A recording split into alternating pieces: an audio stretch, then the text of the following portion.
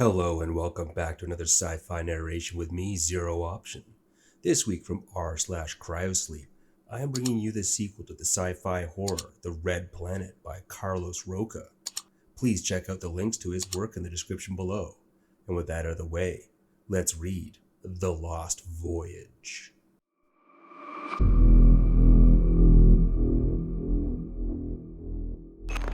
June! I woke up in a cold sweat. My brother June meant the world to me, and to know that he and his colleagues didn't make it back to Earth shattered me to my core. For months on end, I had wondered what had happened to my brother. The agency he worked for, of course, had an excuse for his death, but it really didn't seem to feel genuine in my heart. My name is Brian Roca. I'm the older brother of June, and I've come here today to share my experiences with the horrors I've witnessed. To give you all some background on my brother, June was an astronaut who worked for NASA. He would usually be tasked with doing maintenance on the ISS or working on the control manuals. His latest mission was tasked as a maintenance worker, or that's at least what he had told me before leaving. Apparently there was an explosion on the ISS and that left him dead. You see, that just didn't sit right with me. Of course mistakes happen, but this excuse just didn't sit well with me. It came to a point where I had to question myself. Maybe I was in disbelief. Maybe I had just missed him so much to the point where it couldn't have been true. Well, that was until I received a coded message. It was a Thursday afternoon when I got a notification on my phone. The coded message was pretty easy to crack down, but it didn't make any sense. I mean, why wouldn't someone just directly tell me their intended message? That's when it all hit me. June. This has to be something about June. The message read as, "Check under your door rug." Under my rug, I uncovered a flash drive. At that very moment, my heart sank to the depths of the ocean. I was right all along. I got myself out of my trance and stuck the flash drive into my computer. My heart was engulfed in sadness and anger. My little brother, the kid I grew up with, was just sent to a faraway planet, just like a lab rat. I know you may be questioning what I'm going on about, but let me give you some context. My brother wasn't doing some maintenance work on the ISS. He was on a dark project mission. He and his colleagues were sent there to investigate extraterrestrial remains. NASA demanded that he and his crew bring back extraterrestrial corpses back to Earth, fully aware that those corpses contained a zombie-like disease. While on the ship, one of the capsules was cracked, letting the virus onto the ship. I won't go into further detail, but I'm aware of all of this because that flash drive contained a 4,000-word text that he wrote in his last moments before honorably dying with his crew. At the bottom of the text it read, 210-717-6929. I immediately called that number. Not even 2 seconds later, the phone was picked up. Brian Roca? Yes, sir. Who is this? Listen to me carefully. I want you to destroy that flash drive right now and come outside. At this point, nothing could get me as unsettled as I was when I first read the text, so of course I complied. As I walked outside, a car came into view, and the door immediately opened. Hello, Brian Roca. I've been meaning to talk to you for a while now. I apologize for coming out of the blue when circumstances seem to be accepted, but there's much to talk about. Who are you? I was just about to get to that. My name is Jared Flores. I was really close with your brother June. Before he took on that task of going on a dark project to Mars, I was his director at the training facility. Me and June maintained a great friendship throughout the years, and eventually both got called out of our regular jobs to participate in Mission Red Planet. Okay, Jared Flores. What do you intend on accomplishing with this whole situation? I mean, let's face it, there's nothing we can do. My brother and his crew were taken over by an extraterrestrial virus just hurtling through space. Well, you see, those circumstances are true. I wanted to inform you that there's a reconnaissance mission being planned to retrieve those alien corpses. You are a well-renowned biologist that could really benefit us on this next mission. I know it would be hard to witness your brother in those conditions, but I feel it's my duty as June's close friend to give his brother the right to end what's left of him. We're under orders to retrieve the corpses and gun down the entire crew. I wanted to give you the opportunity as his brother to do so. It feels only right. Don't you think the organization wouldn't find out that I'm June's brother? I mean, those dark projects must have many qualifications that I don't have. This is pure nonsense. Just let me grieve without giving me hope. Brian, don't you think I've thought this through? I mean, come on, why would I put all this effort in and not have a legitimate plan? You may not be qualified for many things, but I am. And switching things around on a database isn't so complicated, especially when this filthy organization has a million things going on at once. So, are you in or not? I'm in. Where do we begin? A couple of months passed by, and we were still training for the reconnaissance mission. The training consisted of quarantining viruses and avoiding life-threatening situations, aka the mutant crew. We're set to depart into the unknown 1 week from now. Can I say the training's prepared me? No, not mentally, but at this point, I've let fate take place. If it's my time, it's my time. Today is February 15th, 2022. This is the beginning of our unknown voyage into the abyss, or space. I say this because me and my entire crew, excluding our captain, was unaware where this ship is located. We have no idea where we are heading, or if we will even make it back. But unlike the others, I have fully prepared myself to accept fate's despicable demise. 3, 2, 1. Lift off. The G-force was overwhelming. I have never experienced anything like it before. The force trampled me to the point of barely being able to recover. Although that experience did make me feel alive when I haven't for a while. Next thing you know, we were spacebound and ready to undergo our necessary task. Forgive me, I forgot to mention my crew. Daniel, Diego, and Victor. Victor was our captain. He was a very charming man, but something about him didn't feel warm. Okay guys, even though we might get mauled by a mutant crew, we're kind of going out like kings. I mean, imagine those poor 18-year-olds getting deployed to Vietnam back in 1965. Yeah, guys, he's got a point. I'd rather go out like a badass fighting some extraterrestrial virus than to get capped in the head by some farmer who's cussing me out in some foreign language. What kind of training made y'all just feel comfortable dying so casually? Humor is the best way to cope with fear, especially when the outcome is unknown. Okay, Mr. Captain, whatever you want me to refer to you as, you're completely right. What in the actual fuck is gonna happen?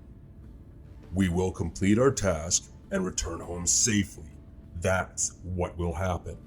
If you have any more concerns, then I'm sorry to make you aware of this, but we're currently 12 million miles away from home. We continued on our voyage into the unknown for a couple of months. In those months, we had a lot of fun. There was some dark aesthetic to being in space hurtling into the unknown. Every day we were surrounded by stars. Every day we had some stupid game to play.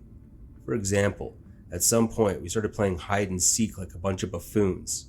Yes, you got that right. Top tier cosmonauts acting like children. At times we would even sit around and read no sleep stories from Reddit just to get a little uneasy. It's ironic that I happen to share my experience here. Listen up, y'all. We'll be arriving on the ship in 2 hours. Start preparing and remember your training. We are heading into deep waters. If you have a god, get right with him. If you have a family, send your last message. For all I care, just do what you have to do. You are all aware of what you all signed up for. Let's go get suited up. Like I expressed to you all before, Victor was a very charming man, but there was something just off about him. In those couple of months, us and the crew acting like fools and trying to enjoy our experience as much as possible, he would just simply walk away into his room. You may be assuming he was just introverted or just outright antisocial, but he would go into the room and talk to someone or something. None of us questioned it, but we fully knew something was just off. Just like the feeling in my gut that told me something about June's death was off was the exact same feeling I felt in those instances. What in the actual fuck? Okay, that's got to be the creepiest, most eerie thing I've ever seen. Usually I'd tell y'all to stop acting like a bunch of idiots, but you guys are perfectly justified for reacting like this. From the darkness of space, the ship appeared. The lights within the ship were flickering, and the shadows of the mutant crew were visible. At that very moment, reality had set in. Daniel, dock the ship. Everyone, grab your designated rifle. I repeat, everyone follows my lead. No one moves away from our circular perimeter. As soon as any mutant crew member is visible, gun them down. After we gun the entire crew, retrieve all extraterrestrial artifacts. Our last task will be to put extraterrestrial corpse into the capsules and arm the entire ship with explosives. Have I made myself clear? Yes, sir. Yes, sir. Yes, sir. We nervously walked toward the door, readying ourselves for whatever was to come. Mission is on, the doors open. Follow my lead. Oh my, what is that smell? No, what are those screams? You're right, those screams are nothing human-like. A sonic slam was heard. Something was running toward us from the other side of the ship. Oh fuck, oh fuck, oh fuck. Calm yourself, kid, and put your finger on that trigger. Guys, I don't know how I feel about... Daniel, oh fuck, it took Daniel. One of the mutant crew members dropped their hand through the air vent and just took Daniel. I was utterly shocked. There wasn't any room for fear. I was just puzzled. This was my reality. I couldn't just comprehend our circumstances. Diego, Brian, what the fuck did I just tell you guys before coming on this ship? Keep your damn rifle pointing in all directions at all times. Calm down and keep moving. How the fuck do you expect us to stay calm after witnessing that bullshit? Yeah, what the hell? Are you even human? Keep moving forward. Let's complete our task. We continued forward and eagerly waited for the next mutant crew member to show up. But suddenly a high-pitched frequency hit me. The last thing I remember seeing before I went into a psychosis-like state was me and Diego completely crumbling to the ground and Victor casually walking away. June? Hey, big bro, I missed you. I'm sorry for the circumstances you've been dragged into. June, what the hell is going on? I mean, we're here to retrieve those alien corpses, but I don't understand why our government would put so much effort into getting them.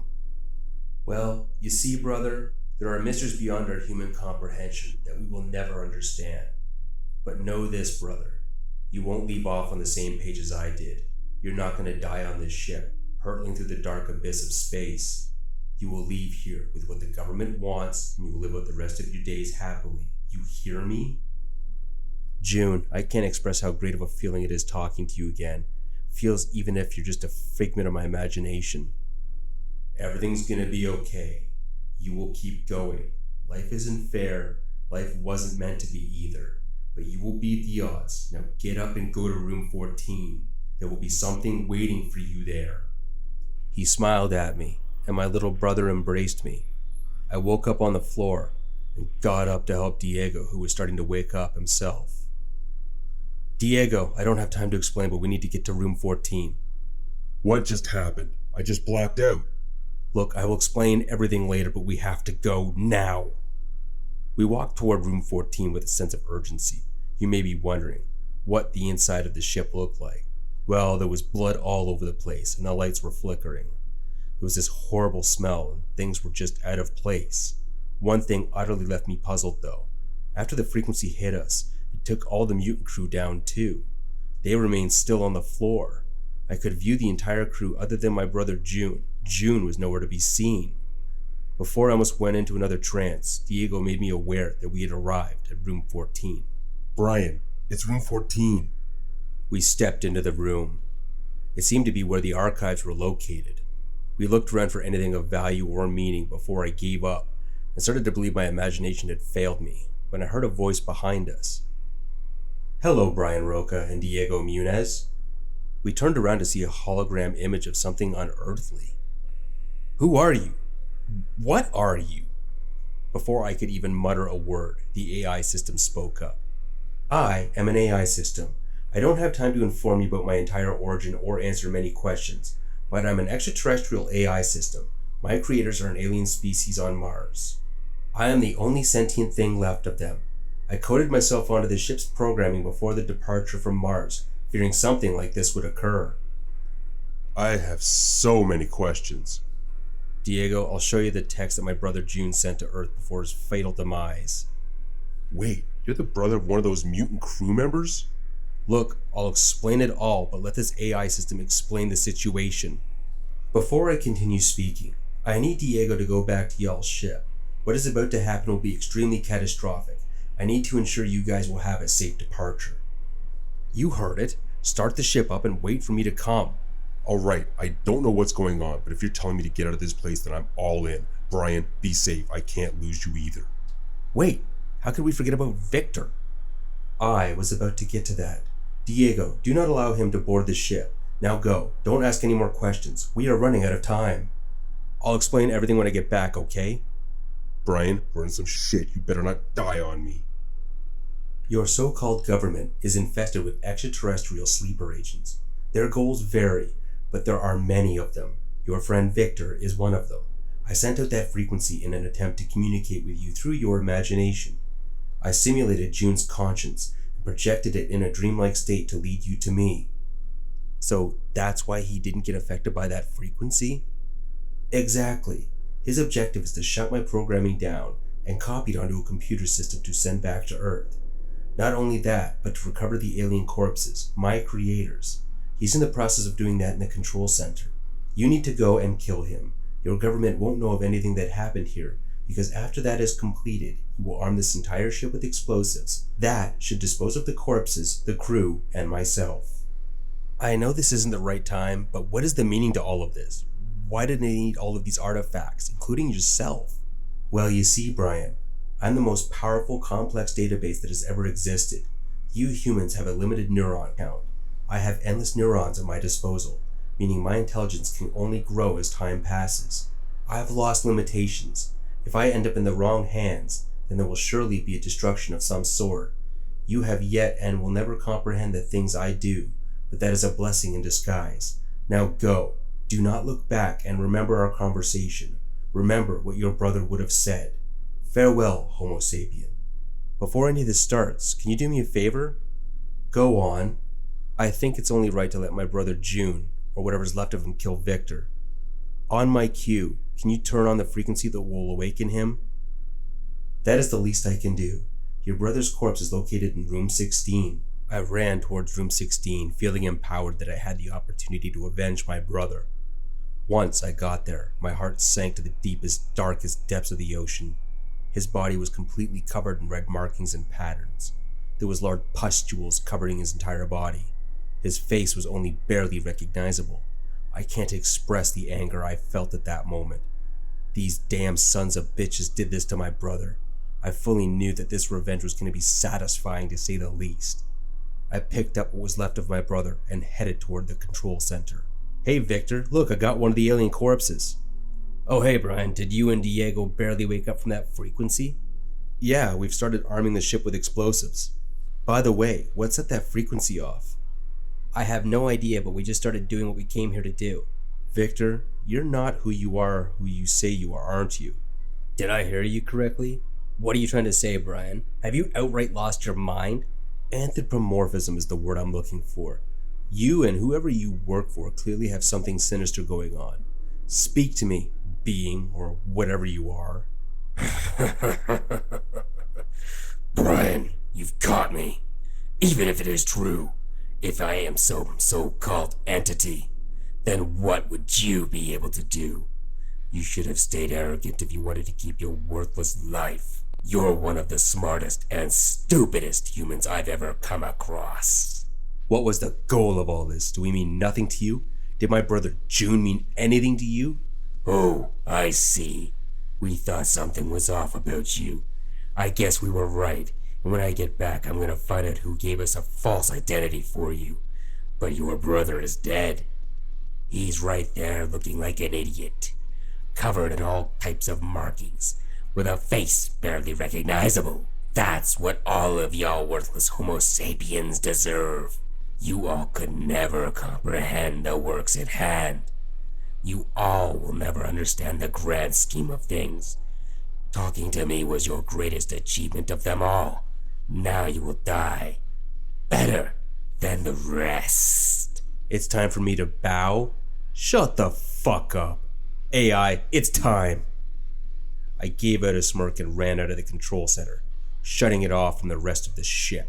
Just like promised, the AI system turned the frequency on, and what was left of June stood up and rushed toward Victor. Before he could grab his rifle, Victor was being mauled.